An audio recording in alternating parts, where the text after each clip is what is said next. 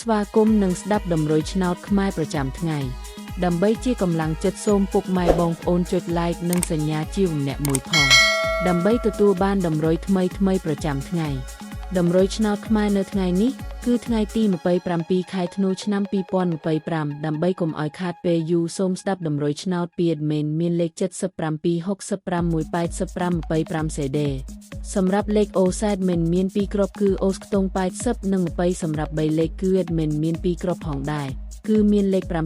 778គុណ332គុណ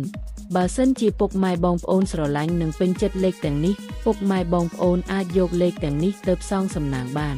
ពុកម៉ែបងប្អូនអាចចូល link ខាងក្រោមដើម្បីមើលលទ្ធផលឆ្នោតក្នុងក្រុម Telegram បានដោយគ្រាន់តែចុច link ក្រោម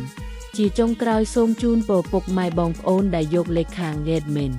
ទៅផ្សងសំណាងហេងយើងទាំងអស់គ្នាជូនពរពុកម៉ែបងប្អូនជួបតែសំណាងល្អនិងសុខភាពល្អសូមជម្រាបលាជួបគ្នានៅថ្ងៃស្អែកបន្តទៀត